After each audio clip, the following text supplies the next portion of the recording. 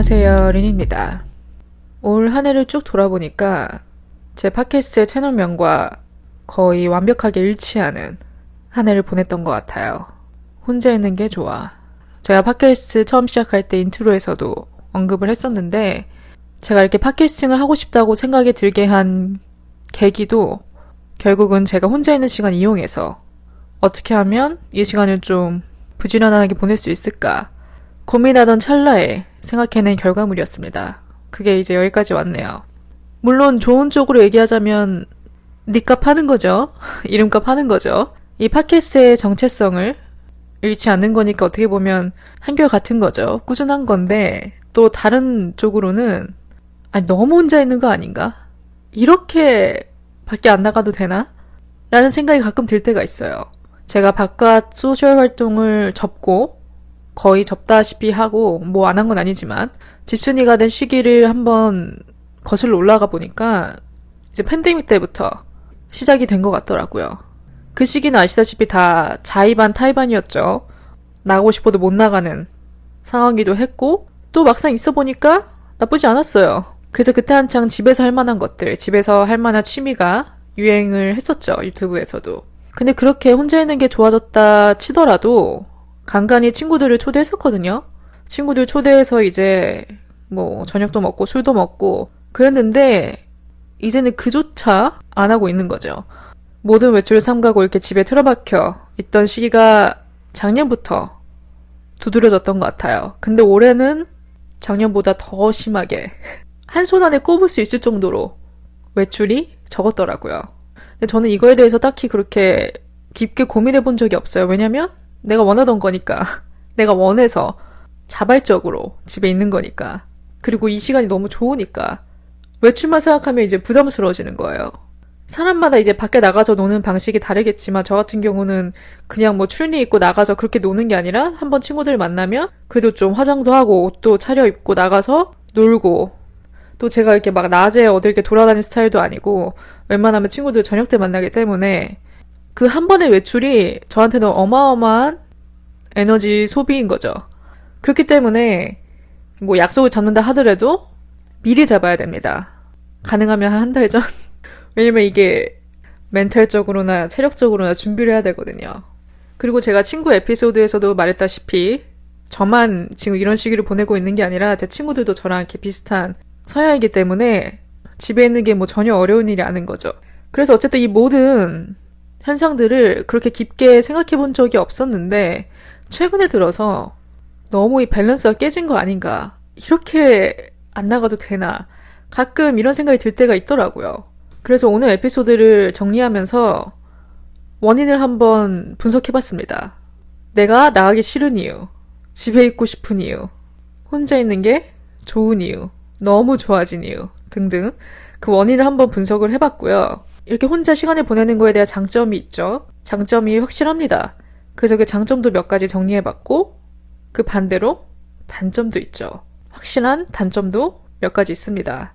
그래서 오늘 이 모든 것들을 한번 여러분들에게 공유를 해드리면서 들으시는 분들 중에 저와 비슷한 성향이면 공감이 가는 부분도 많을 것이고 그렇지 않다면 그 반대라면 저런 사람도 있구나. 저런 생각을 하는구나. 라고 뭐랄까 좀 더 이해심을 넓히는 계기가 되었으면 좋겠습니다. 그럼 먼저 원인 분석부터 시작해보도록 하겠습니다. 제가 이렇게 혼자 있는 시간을 좋아하게 된 원인들이 몇 가지 있더라고요. 일단 그중 첫 번째는 해외여행입니다. 제가 미국 어학연수를 다녀온 이후로 1년에 한 번씩은 꼭 해외여행을 가게 되더라고요. 근데 이게 절대 뭐 계획하거나 의도한 게 아니거든요. 어쩌다 보니까 이렇게 시간과 타이밍이 맞아서 1년에 한 번씩 나가게 됐습니다. 감사한 거죠. 이런 기회가 생긴 것 자체가. 보통 많은 분들이 이제 해외여행 같은 부분은 장기 계획으로 뭐 1년 전, 6개월 전부터 이렇게 준비를 하시는데 저는 그런 계획 자체를 안 하거든요. 그냥 앞을 길게 내다보는 타입이 아니라서 1년을 통째로 계획한다? 이런 건 너무 현실성이 떨어집니다. 왜냐하면 어떤 변수가 생길지 모르거든요, 이게. 우리가 당장 내일 일도 모르는데. 그래서 이런 해외여행도 딱히 계획에 집어넣지 않습니다. 근데 지금 거의 이렇게 3년째 여행을 다녀오게 되니까 이 여행 자체가 이제 빅 이벤트인 거죠. 저한테는. 여러분도 아시다시피 해외여행 돈 엄청나게 깨집니다. 진짜 장난 아니게 깨져요. 또 장거리라 친다면 말할 것도 없죠. 그러다 보니까 이런 여행 계획이 잡히면 가기 전까지 최대한 돈을 아껴야 돼요. 최대한. 그래서 뭐 사고 싶은 게 있어도 가서 사자. 가면 예쁜 거 더 많을 텐데. 또는 그냥 면세점에서 사. 이러면서 가기 전까지 최대한 소비를 아끼죠. 물론 옷은 예외입니다. 여행 가면 이제 예쁜 옷 갖고 가고 싶잖아요, 다들. 그래서 이제 옷 같은 경우는 사는데 그 외에 부수적인 것들은 최대한 지출 안 합니다. 그 부수적인 것 중에 하나가 이제 나가서 쓰는 돈이에요. 친구들 만나서.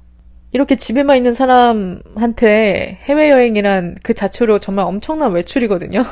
준비를 정말 단단하게 해야 되는 엄청난 외출이기 때문에 그 전까지 이런 짜잘짜잘한 약속을 잡는다? 너무 부담스러운 거예요. 나가서 뭐 6,000원짜리 커피 사 먹고 술 한 번 마시면 둘이 최소 5만 원은 깨지는데 또 거기다 택시 타고 집까지 온다? 하루에 뭐 10만 원 가까이 쓰는 거는 일도 아닌 거죠. 그래서 이렇게 외출해서 빠져나가는 비용부터 아껴야 된다는 생각에 최대한 약속을 안 잡고 또 안 잡고 싶어요. 그래서 그렇게 나가서 노는 것 자체가 의미가 없다는 생각이 들고 한번 나갈 때 비용뿐만 아니라 체력도 엄청나게 소모되기 때문에 그런 체력까지도 아끼고 싶은 거죠. 두 번째는 집에서도 할 게 너무나도 많다. 제가 여태까지 만들어 온 에피소드에서 꾸준하게 언급을 했었죠. 또 제가 루틴에 관한 영화 에피소드도 따로 만들었었어요. 집에서 뭘 하고 지내는지 주말에. 혹시 못 들어보셨다면 한번 체크해 주시고요. 어쨌든 집에 있다고 가만히 있는 게 아니에요. 이것도 사람 성향에 따라 갈리겠지만 저 같은 경우는 집에서 가만히 못 있더라고요, 잘. 너무 누워 있어도 너무 내 자신을 풀어놔도 약간 불안해져요. 무슨 말인지 아시나요? 그래서 가만히 있지만은 못하는 것 같아요. 뭐 몇 시간씩. 하다못해 이제 집안일을 하는 것도 기본 1시간 깨지거든요. 빨래도 하고 뭐 약간 서랍에 어지러져 있는 것도 정리를 싹 하고 버릴 거 버리고 은근히 시간을 많이 잡아먹습니다. 또 이제 팟캐스트 준비하는데도 꽤 시간이 걸리고 또 그냥 소파에 앉아서 유튜브를 본다 치더라도 저는 보통 이제 해외 브이로거나 아니면 국내 여행 유튜버 분들 영상 많이 보거든요. 다 아시겠지만 이제 여행 유튜브 같은 경우는 깁니다. 최소 15분에서 20분, 길게는 30분이에요. 그래서 길기 때문에 그거 한두 편 보다 보면 1시간 금방 가요. 그래서 이런저런 것들을 다 하다 보면 하루 24시간도 부족하게 느껴질 때가 있습니다. 그래서 저는 집에 있으면서 그런 생각 하죠. 아니 혼자 바빠 혼자. 이런 생각해요. 정말 혼자 분주하거든요. 나 혼자 바빠. 그 다음은 이제 성향인데 이 성향도 이제 크게 양쪽으로 갈리잖아요. 뭐든지 좀 같이 하는 게 좋은 사람이 있고 그냥 혼자 하는 게 좋은 사람, 혼자 하는 게 마음이 편한 사람 이렇게 갈리죠. 저는 완전 후자입니다. 운동도 혼자 하는 게 좋아요. 제가 헬스장은 안 다니지만 다닌다 하더라도 뭐 꼭 친구랑 같이 가야 되거나 그런 건 없어요. 무조건 혼자 가서 혼자 하고 오고. 그렇기 때문에 제가 홈트를 즐기는 것 같아요. 이렇게 성향 얘기가 나오다 보니까 아무래도 MBTI 추측하시는 분들이 많을 것 같은데 저는 굳이 이 성향이 MBTI와는 관계가 없다고 생각하거든요. 그렇게 이 아이에게 극단적으로 나누는 것도 애초에 말이 안 되고 내가 뭐 일하고 해서 맨날 나가는 게 좋고 내가 뭐 아이라고 해서 집에만 틀어박혀 있고 아무랑도 연락 안 하고 그런 것도 아니에요. 그래서 저는 딱히 MBTI와는 상관없다 생각합니다. 별로 안 좋아하기도 하고요, 솔직히. 왜냐면 사람의 성향은 경험과 살아온 환경에 따라 바뀌는 거라 생각하기 때문에 굳이 MBTI가 중요하지 않다 생각해요. 어쨌든 이렇게 뭐든 좀 혼자 하는 걸 좋아하는 서양에서 오는 부분이 커서 이렇게 혼자 보는 게 익숙하고 무엇보다 마음이 편안하고 이게 가장 중요하죠. 마음이 편안하고 부담이 없고 그런 것 같습니다. 그 다음은 소셜 활동의 의미를 잃은 것 같다는 생각이 들어요. 새로운 사람 만나기, 친구 사귀기에 전혀 관심이 없습니다. 나가서 노는 것 자체가 의미가 없어요.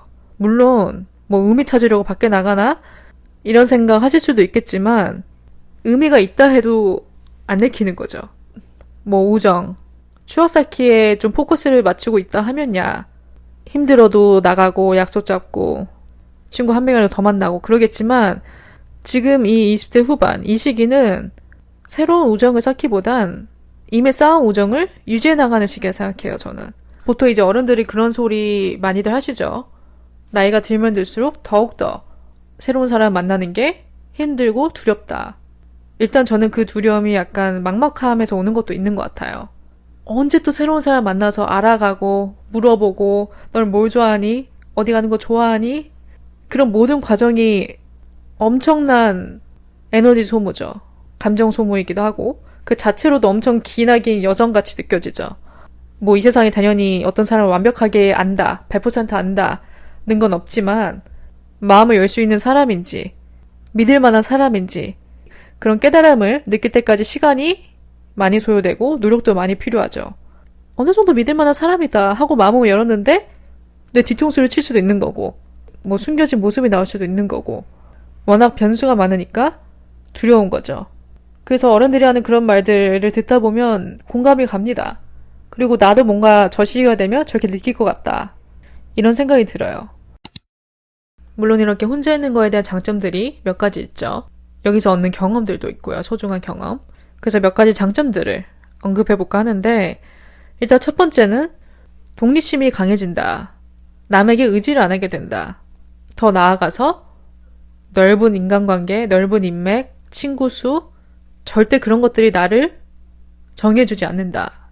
라는 일종의 깨달음을 얻게 돼요. 그런 것들이 내 우선순위가 아니게 되는 거죠. 그리고 무엇보다 혼자 되는 거에 대한 두려움이 없어져요. 특히 이런 거는 연애에 있어서 더욱더 빛을 발한다고 생각합니다. 나의 모든 관심과 에너지를 다 그런 연애에 쏟아버리는 게 아니라 나부터 할 거 다 하고 일하고 취미생활하고 내 본래의 루틴을 놓치지 않으면서 이런 연애에도 시간을 조금씩 나눠주는 거예요. 그래서 최대한 이 두 개 사이에 일정한 균형을 맞춰가는 노하우가 생기는 거죠. 그래서 나중에 뭐 애인과 헤어지거나 친구와 손절하거나 이런 상황이 왔을 때도 혼자 될까 하는 두려움을 느끼는 게 아니라 뭐 어쩔 수 없구나. 받아들여야지. 그리고 나는 또 남은 내 인생을 살아야지. 그러면서 이렇게 현실을 다시 받아들이는 거에 대한 힘이 생기는 것 같습니다. 그 다음 장점은 또 새로운 사람을 만나게 될 수 있는 기회가 열리는 것 같아요. 특히 여행에서 이런 부분이 두드러지는 것 같아요. 뭐 우리나라 같은 경우는 스몰톡 문화가 없지만 외국은 있잖아요.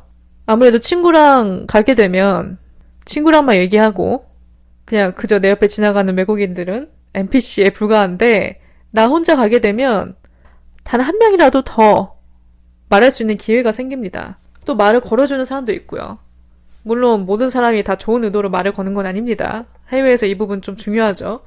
근데 정말 캐주얼하게 뭐 그로스리에 갔을 때도 내가 물건 2개를 두고 고민하고 있어요. 근데 지나간 어떤 사람이 보고 그거 왼쪽 게 더 나아요. 더 왼쪽 게 맛있어요. 이렇게 말해주고 지나갈 수도 있는 거고 그냥 길거리에서도 아웃핏 너무 이뻐요 이러면서 기대치 못한 칭찬을 받을 수도 있는 거고 뭐 바다에 서핑하러 내려가려 하는데 길이 헷갈려요. 그래서 어떤 사람한테 물어봤더니 이쪽으로 가라고 길을 안내해주면서 자연스럽게 또 다음 대화로 이어질 수도 있는 거고 가능성이 무궁무진합니다. 이게 옆에 누가 있으면 불가능해요. 오직 혼자 있는 사람에게만 열리는 기회입니다. 저도 처음엔 스몰톡 문화가 좀 어색했는데 나중에는 좋더라고요. 그냥 정말 서로 아무런 그런 의도 없이 자연스럽게 캐주얼하게 간단한 대화를 주고받을 수 있는 그 자체로 기분 좋은 하루가 될 수도 있고 또 회화 실력을 기르는데도 도움이 되고 여러모로 장점이 있습니다. 장점이 있으면 단점도 있죠. 이렇게 너무 혼자 있는 시간을 많이 보냈을 때, 과하게 보냈을 때 느껴지는 감정들이 몇 가지 있습니다. 그 중에 가장 대표적인 건 두려움인 것 같아요. 어떤 두려움이냐? 인생의 마지막 순간에 저도 혼자가 될까 하는 두려움. 물론 결혼과 출산이 예외긴 하죠. 결혼을 하게 된다면 나중에 혼자 남겨지게 되는 확률에서 좀 멀어지니까. 근데 또 웃긴 게 그렇지만도 않아요. 다 아시죠? 배우자가 있고 자식이 있다 해서 그들의 품 안에서 내가 눈을 감을 수 있는 게 보장되는 건 아닙니다. 요즘 우리가 뉴스에서 흔히 접할 수 있는 소식 중 하나가 바로 고독사 뉴스죠. 불과 몇 년 전까지만 해도 그렇게 와닿지 않았어요. 아직은 뭐랄까 머나먼 미래 일같이 느껴지기도 했고 심각성을 잘 느끼지 못했죠. 근데 근래 들어서 이런 뉴스들이 너무 자주 보이고 또 이렇게 자주 보이는 뉴스들이 빙산의 일각이라는 생각을 하다 보면 마냥 무시할 수만은 없겠구나. 마냥 내가 남일처럼 나와는 관련 없는 일처럼 여길 수가 없겠구나 라는 생각이 들었습니다. 당장 우리가 주변을 둘러봐도 발견할 수 있는 일인 거죠. 이런 뉴스를 접하다 보니까 제가 몇 년 전에 본 영상 하나가 떠올랐어요. 직업을 소개하는 영상이었는데 이제 각 직업군마다 속한 전문가들, 그 직업에 종사하고 있는 사람들을 인터뷰하면서 그 사람들의 하루 일과, 스케줄, 또 사명, 그런 디테일한 부분까지 보여주는 영상이었습니다. 한마디로 직업 소개 영상인 거죠. 근데 거기에 나오는 직업들 대부분은 우리가 평소에 그렇게 깊게 생각해 본 적 없는 직업들, 생소한 직업도 많았고요. 한 번도 들어보지 못한 직업도 있었고 굉장히 다양한 분야에 종사하고 있는 사람들을 보여줌으로써 직업의 다양성과 존중까지 좀 일깨워주는 그런 영상이었습니다. 그 중에 하나가 장례 지도사였어요. 우리가 장례 지도사 하면 좀 생소할 수 있죠. 특히 뭐 장례식 같은 거 아예 겪어보지 않은 분들이라면. 그리고 우리가 그렇게 평소에 쉽게 떠올릴 만한 직업도 아니고요. 근데 또 막상 생각해보면 궁금한 점들이 많더라고요. 그분들의 하루 일과는 어떻게 진행되는지, 어떤 일을 하는지 굉장히 여러 가지 궁금증들이 많이 떠올랐어요. 그래서 쭉 봤죠. 장례 절차부터 뭐 비용 처리, 시신 염습 등등 과정을 하나하나 자세히 디테일하게 보여주는데 그 중에 하나가 이제 무용고자의 장례식이었어요. 무용고자이기 때문에 이제 별도의 장례식 없이 입관부터 화장까지 일련의 과정을 간단하게 보여줬는데 보통 장례 절차처럼 입관하고 염습하고 마지막에는 가족과 나누는 인사 대신 이제 장례 지도사분들이 짧게나마 묵념을 하고 이제 화장터로 향하는 그런 과정을 보여주는데 그 절차를 쭉 보면서 드는 생각이 그 마지막 순간이 어땠건 간에 그 사람도 우리랑 비슷한 인생을 살아오지 않았을까. 어느 가정에 태어나서 부모님의 보살핌을 받고 사랑을 받고 자라서 학교에 다니고 친구를 사귀고 연애도 하고 취업도 하고 지금 우리와 별반 다를 거 없는 비슷한 성장 과정을 거쳐왔고 똑같이 치열하게 살아오신 거일 수도 있으니까 그 사람의 마지막 순간에 너무 포커스를 맞추기보다는 그 사람이 살아온 과정, 살아온 인생, 그 과정에 좀 더 우리가 초점을 맞추면 어떨까 라는 생각이 들었어요. 좀 애매하게 들릴 수도 있을 것 같아요. 몇몇 분들한테는. 저는 그런 깨달음이 있었습니다. 눈을 감는 건 한순간이지만 우리가 여태까지 살아온 그 기간, 그거는 훨씬 길고 그 안에는 정말 많은 스토리가 담겨 있잖아요. 그러니까 너무 우리가 그 마지막 순간에 뭐 무용고자든 그냥 일반 사람의 죽음이건 너무 그런 거에 얽매이기보다는 그냥 한 사람으로서 이 사람들도 우리랑 비슷한 치열한 삶을 살아왔을 것이다. 우리랑 별반 다를 게 없다. 라는 일종의 약간 짐작 정도로 받아들이면 좀 더 괜찮지 않을까라는 생각이 들었어요. 어쨌든 아무래도 이런 고독사, 1인 가구 급증, 미혼, 고령화, 저출산 등등 여러 사회 문제들에 관한 뉴스를 접하다 보면 두려움이 생길 수 있죠. 특히 이렇게 너무 혼자 있는 시간이 많은 사람들은. 왜냐면 나도 저 중에 일부가 될 가능성이 있으니까. 막연한 두려움이죠, 어떻게 보면. 아직은 이렇게 크게 와닿지 않은, 그 무게가 확실하게 느껴지지 않은 그냥 막연한 두려움인데 이런 소식을 접하면 접할수록 좀 커지게 마련이죠. 물론 저도 예전보단 확실히 그 심각성을 조금씩 깨달아가고 있는 중인데 그렇다고 해서 당장 뭐 이 두려움에 사로잡혀서 막 불안하고 그런 정도까지는 아닙니다. 어떻게 보면 그냥 앞으로 지켜봐야 되는 부분인 거죠. 또 내 인생이 어떻게 될지 모르니까 앞으로도. 마지막 단점은 약간 생각 판단하는 데 있어서 가끔 물음표가 생길 때가 있습니다. 이게 나 혼자 있는 시간이 많다 보면 아무래도 나 혼자 생각하고 나 혼자 판단하는 일이 많죠. 어떤 결정을 하더라도. 그러니까 내가 정말 옳은 길로 가고 있는 건지, 올바른 생각을 하고 있는 건지, 내가 맞는 건지, 아니면 틀린 건지, 내가 틀렸는데 지금 전혀 깨닫지 못하고 있는 건지, 이게 옆에 누가 있다면 다른 관점에서 문제를 바라볼 수 있는 그 시각이 좀 넓어지는데 이 혼자만의 버블 안에서 갇혀있다 보면 가끔 갸우뚱할 때가 있거든요. 또 이제 너무 혼자 판단하는 거에 익숙해져 있으면 때때로 고집스러울 때가 있습니다. 고집이 세질 때가 있어요. 내가 맞다고 생각하거든요. 내가 맞다, 내가 옳다. 아무리 생각해도 내가 맞는데. 약간 자기의 주장을 굽히지 않는 경우가 생깁니다. 저도 그런 걸 느꼈을 때가 있었어요. 물론 나의 의견, 나의 의사가 가장 중요하죠. 내가 나를 1순위에 놓지 않으면 누굴 놓겠습니까? 그쵸? 그런 쪽으로 보면 모든 게 틀렸다고 말할 수는 없겠지만 또 너무 이 저울이 나 쪽으로 기울어져 있어서 너무 고집스러운, 너무 독단적인 그런 액션을 취하다 보면 그것도 나중에는 나한테 좀 해로운 영향을 끼칠 수 있을 것 같아요. 그래서 이것도 어떻게 보면 밸런스가 필요하지 않을까. 때론 누구한테 물어보고 친구나 가족이나 부모님한테 물어보고 다른 사람의 이제 의견을 듣고 좀 눈을 넓히는데 힘을 키우는 게 키 아닐까라는 생각이 듭니다. 글쎄요, 2024년은 좀 달라질까요?